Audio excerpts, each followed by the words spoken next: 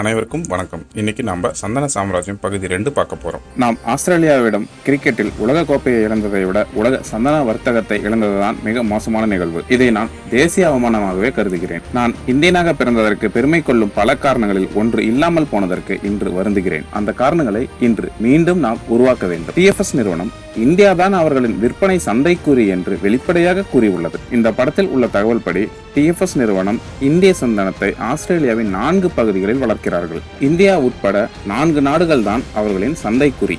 இதில் சந்தைகளாக உள்ள அமெரிக்கா மற்றும் மத்திய கிழக்கு நாடுகளும் கூட இதில் முதலீடு செய்துள்ளன. உண்மையில் உலகிற்கு நாம் தான் சந்தனத்தை விற்று கொண்டிருக்க வேண்டும். இயற்கை அந்த வாய்ப்பை நமக்கு மட்டும்தான் கொடுத்துள்ளது.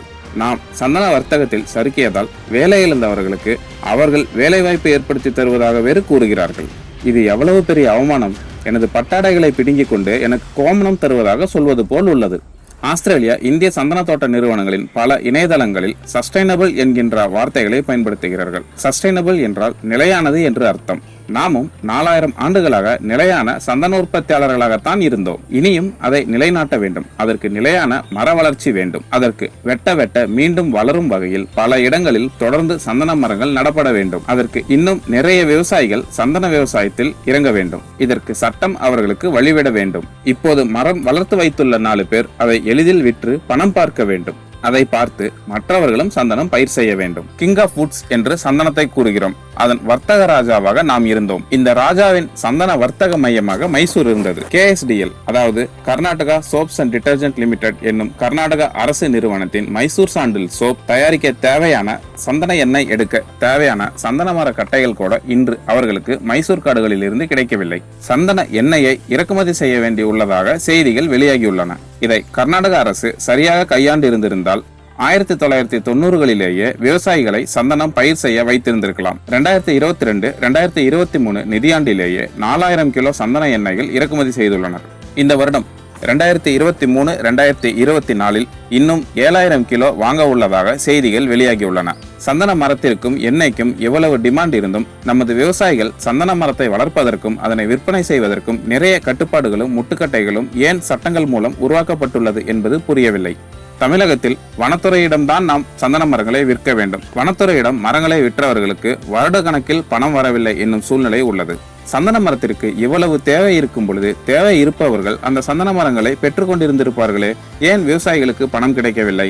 சந்தன மரத்தை இங்கே உற்பத்தி செய்தவர்களுக்கும் பணம் கிடைக்கவில்லை, தேவை இருப்பவர்களுக்கும் மரம் சென்று சேரவில்லை. அப்படி என்றால் இந்திய சந்தன வர்த்தகத்தில் எங்கோ ஒரு பெரிய இடைவெளி விழுந்துள்ளதை அறிய முடிகிறது. இது தானாக உருவானதா அல்லது குறிப்பிட்ட ஒரு சிலரின் தேவைக்காக உருவாக்கப்பட்டுள்ளதா என்கின்ற சந்தேகம் எழுகிறது. இதை கேட்டால் பணம் கிடைக்காமல் இருக்கும் விவசாயிகளின் மரங்களில் வெள்ளடை என்னும் சாப்வுட் மட்டும்தான் உள்ளது, அதில் தூய சந்தனம் இல்லை, மரங்களின் தரம் குறைவு போன்ற காரணங்களை குறிப்பிடுவர்.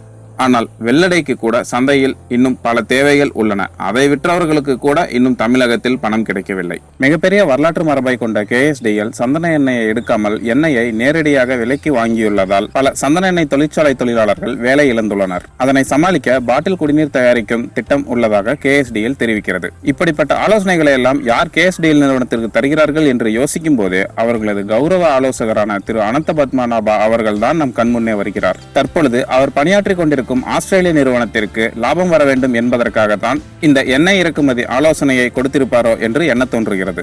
இவர் இலங்கை நிறுவனங்களுக்கும் ஆலோசனை வழங்குகிறார். அந்நாட்டு அரசு அந்நாட்டு மக்கள் ஒவ்வொருவரும் தங்கள் வீட்டில் ஒரு சந்தன மரம் வளர்க்க வேண்டும் என்று தெரிவித்துள்ளதாக தகவல்கள் உலாவுகின்றன.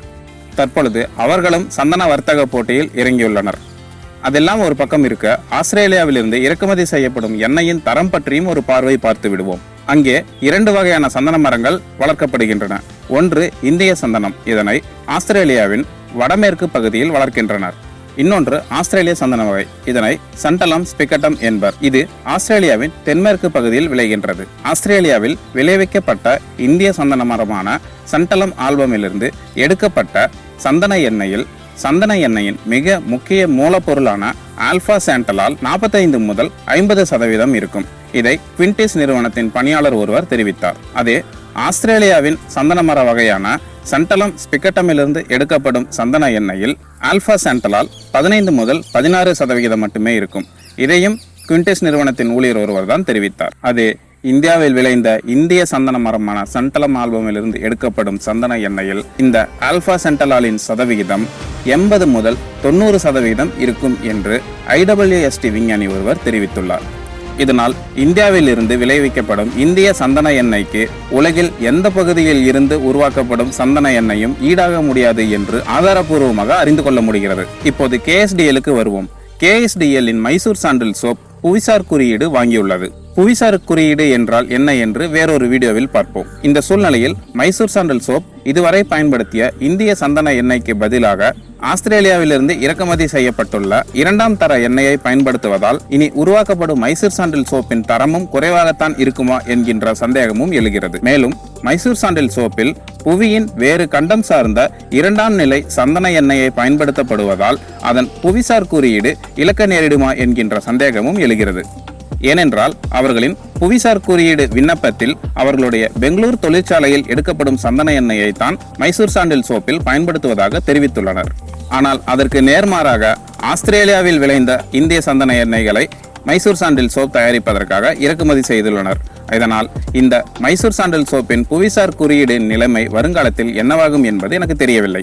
விலை உயர்ந்த சந்தன மரத்திற்கு பாதுகாப்பு தர வேண்டிய காவல்துறையின் ஏதாவது ஒரு காவல்துறை அலுவலகத்தில் சந்தன தோட்டம் உள்ளதா? தனியார் விவசாய தோட்டத்தில் விளைந்த சந்தன மரங்களுக்கு வெட்டும் அனுமதி தரக்கூடிய வனச்சரக அலுவலகங்களில் ஏதாவது ஒரு அலுவலகத்தில் சந்தன தோட்டங்கள் உள்ளனவா? விவசாயிகளுக்கு நில உரிமை சான்று தர வேண்டிய வருவாய்த்துறை அலுவலகம் சம்பந்தப்பட்ட ஏதேனும் ஒரு அலுவலகத்தில் சந்தன மர தோட்டங்கள் உள்ளனவா? விவசாயி தனது தோட்டத்தில் ஏதாவது ஒரு சந்தன மரத்தை வெட்ட விரும்பினாலும் அதற்கு நில உடைமை சான்று தருவதற்கு ஒப்புதல் கலெக்டர் அலுவலகத்தில் இருந்துதான் வர வேண்டுமாம். பெரிய பரப்பளவுகளை கொண்ட கலெக்டர் அலுவலகங்களில் ஏதாவது ஒன்றிலாவது சந்தன மர தோட்டங்கள் வளர்க்கப்படுகின்றனவா?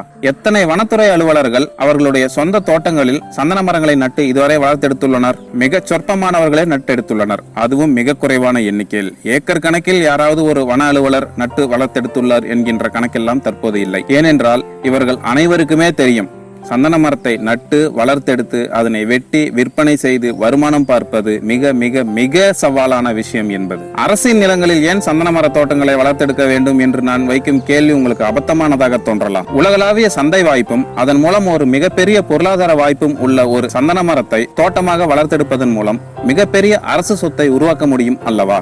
மேலும் IUCN பாதுகாப்பு நிலை பட்டியலில் பாதிக்கப்படக்கூடிய என்னும் நிலையில் உள்ள மரங்களின் எண்ணிக்கையையும் அதிகப்படுத்தி மீட்டெடுக்க முடியும் அல்லவா? அரசே இதை செய்ய தயாராக இல்லாத பட்சத்தில் தனது வாழ்வாதாரத்திற்காகவே போராடி கொண்டிருக்கும் ஒரு விவசாயியிடம் சந்தன மரங்களை வளர்த்தால் கோடிக்கணக்கில் வருமானங்கள் பார்க்கலாம் என்று மிகப்பெரிய ஆசை காட்டி இலவசமாக மரக்கன்றுகளை கொடுத்து அவர்களை நட வைப்பது அவர்களை நட்டாற்றில் தள்ளிவிட்டு கொலை செய்ய முயற்சிப்பதாகத்தான் நான் நினைக்கின்றேன். தேனி மாவட்ட விவசாயி ஒருவர் 12 ஆண்டுகளுக்கு மேலாக சந்தன மரம் வளர்த்து வருகிறார். இதுவரை 3 முறை அவர் தோட்டத்தில் திருட்டு நடந்துள்ளதாகவும் 4ஆம் முறை திருட்டு முயற்சி நடந்ததை காவல் நிலையத்தில் புகார் செய்ய சென்ற பொழுது அவரை ஒருமையில் அழைப்பதாகவும் இதுவரை ஒரு முறை கூட FIR பதிவு செய்யப்படவில்லை என்றும் என்னிடம் கூறி அழுகிறார். மனமுடைந்து தற்கொலை செய்து கொள்ளலாமா என்று தோன்றுவதாக கூட என்னிடம் கூறுகிறார். நான் அவரிடம் சட்டம் ஒரு நாள் நமக்கு ஆதரவானதாக மாறும், அதுவரை நம்பிக்கை இழக்காதீர்கள் என்று கூறியுள்ளேன். ஒருவேளை அவர் தற்கொலை செய்திருந்தால் அது தற்கொலை அல்ல, சட்டம் செய்த கொலை என்பதுதான் உண்மை. இவரை போல இன்னும் எத்தனை பேரோ. இப்போது வரை உங்கள் முன் நான் பல சந்தேகங்களையும் கேள்விகளையும் முன்வைத்துள்ளேன். அவற்றிற்கு உங்களுக்கு தோன்றும் கருத்துக்களை கீழே கமெண்டில் பதிவு செய்யுங்கள்.